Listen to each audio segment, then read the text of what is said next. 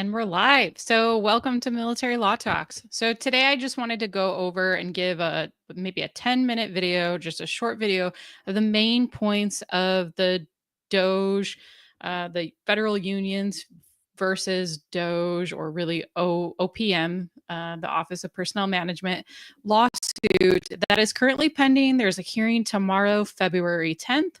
And so, I wanted to go over the main points for you to understand that lawsuit. And then I have a longer video, which I will pin to the comments to this video, that I go in depth into the complaint of that lawsuit. All right. So just understanding this whole lawsuit is about this fork in the road email that was sent out to all federal government employees. Now, after the email was sent out, several federal employees were exempt from that and then weren't available to take that offer. And so remember, this is a fork in the road email offering federal employees a deferred resignation. Now, it is not a severance package. So I've seen a lot of things on X, a lot of the tweets and posts about that this is a severance, that they're getting a very generous 8-month severance package. It's not. By law, the most amount of money a federal government employee can get as a severance is actually $25,000. And so that was a law that was passed in the 90s when there was a big decrease of federal employees. And so again, this fork in the road email, very similar to the one that was sent out when Elon Musk took over Twitter. It was sent to all federal employees. Some federal employees are not able to opt into the program. So I believe like Postal Service, obviously military members, I think anyone involved in immigration, TSA, the several IRS employees, large group of employees, and there potentially could be more that aren't eligible for this program. And even employees who have decided to opt into the program and have sent that email that's with the subject resign, until they have an approved resignation, they're still expected to show up and do their job and work every day. And so again, this is just a deferred resignation. They're still employees. And any employee who opts into this program would still be employed by the federal government until either the end of the fiscal year, which is 30 September, or sooner at the employee's election. Now, during the time period, if they opt into the program, well, what happens? Well, currently, it's OPM is pushing out guidance, and some of the guidance, frankly, is pretty conflicting. They're saying that, hey, this employee, number one, they're not required to be returned to work, to come back into the office 5 days a week, or if they're working remote, to go back to their normal or work locations. So they would be exempted from that, but they're still employed. And OPM is just encouraging agencies to place these employees on administrative leave. Now, it's up to the individual agency how they do that. Some agencies, like the IRS, has said that they don't plan on putting any employee on administrative leave until the end of filing season for taxes, until after April 15th. Now, other agencies, it's just going to depend on the agency and how they do that. Normally, it's up to the first line supervisor, but the agency could have that decision making at a higher level. So it's just going to depend on the agency. And again, this lawsuit is brought by the largest federal unions representing federal employees. So the unions are just membership of bargaining unit employees. And so that's dues paying members, non-supervisors. And so they represent those employees, and they filed this lawsuit asking for injunctive relief and declaratory relief. And so essentially they're asking for first an injunction to stop the program from going into, well, not really going into effect, but essentially stopping the program and allowing, instead of having in their terms an arbitrary date that the employees have. And so that was originally February 6th. So the unions is asking for the court to put an injunction. Currently, there's a temporary injunction in place, and so the opt-in time was supposed to expire February 6th. That was Thursday at midnight. That has been extended to Monday, February 10th at midnight. So the time has been extended. However, there is a hearing tomorrow, so we'll see what happens. So the union is asking for another 60 days, to allow them time to properly understand the program, counsel, and explain it to the employees, and then allow the employees an additional 60 days to make a decision to whether to opt in or not. Also, they're saying that that'll give agencies time to figure out what employees are going to be eligible for it and what employees will not be eligible for it. The unions is also asking in their lawsuit to ask the judge to rule that the agency, OPM, so Office of Personnel Management, remember they're HR for the federal government. So they essentially do all the HR functions for all the agencies in the executive branch. And so they're asking for an injunction that for declaratory relief that they violated the APA because its actions were arbitrary and capricious. And that's the standard. So the agencies can't act in a manner that's arbitrary or capricious. If they do act in such manner, then it would violate the APA. And so the court in this case, or the unions in this case, that's what they're asking the court to do, to say that the agency violated the APA because their actions were arbitrary and capricious. And I actually think they have a pretty solid argument. They potentially could win on that issue.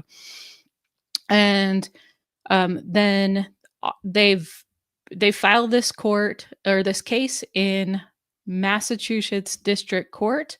And so we'll see kind of how the judge rules. I thought it was a little interesting that they chose Massachusetts instead of DC.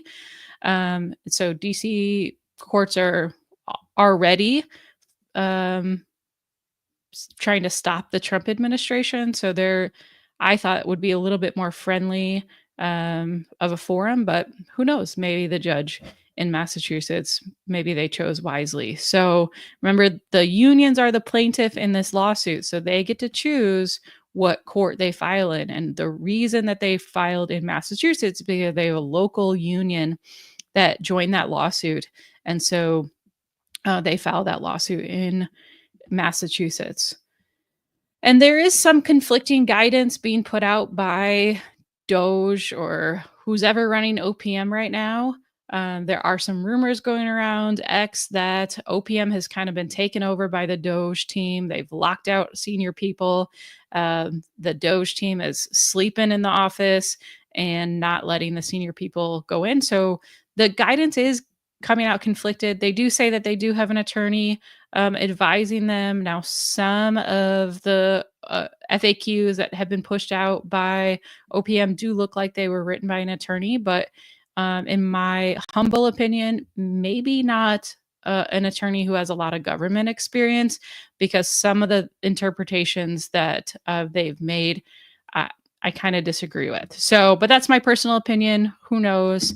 Ask 10 attorneys for an opinion, you're going to get like 15 different answers. So, some of the conflicting guidance that's being put out is, like I already explained, whether or not that employee is going to be placed on administrative leave. And then the biggest one is, can that employee take a second job? Now, Elon Musk has personally tweeted out and said, yes, absolutely. And in the FAQs, they've used that language. Yes, absolutely. You can go get a second job.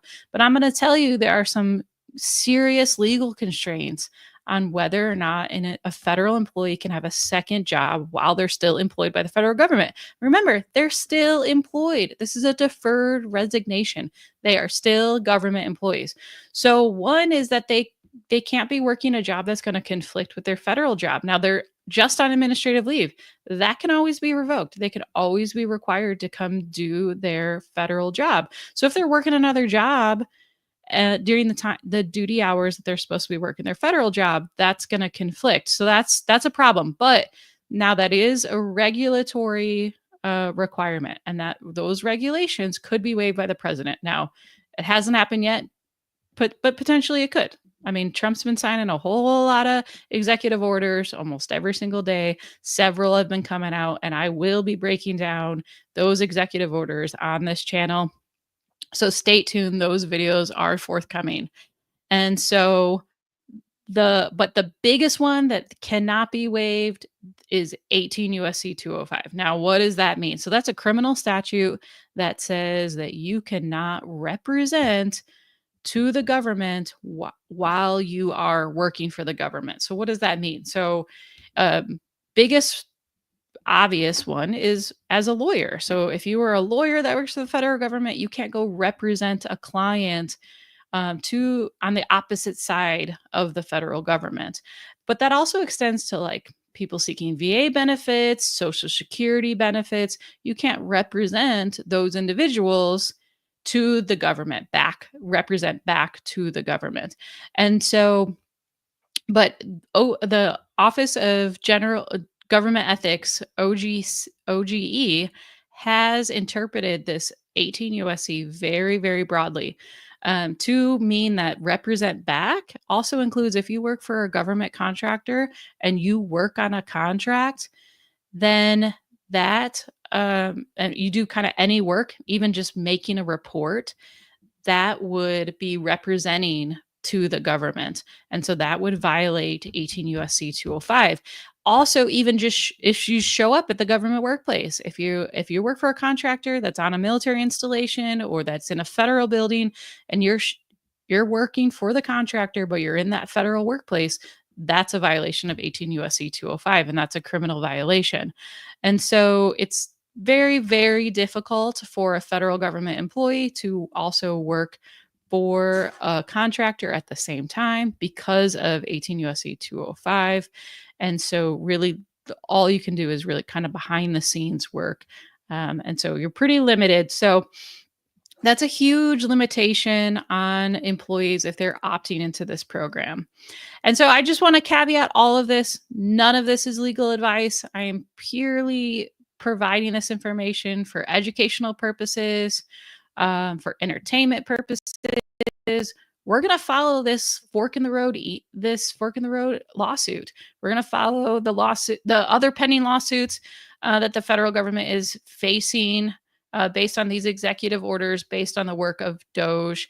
We are going to follow all the executive orders and break them down here as well. So just know, again, this is not legal advice. If you are a federal employee and you're trying to decide whether to opt into this program or not, go talk to your union representative or go seek out legal advice.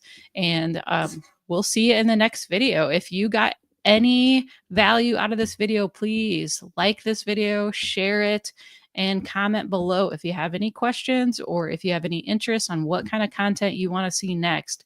So let me know, what executive orders are you confused about? What executive orders do you want me to break down? What lawsuits do you want me to follow?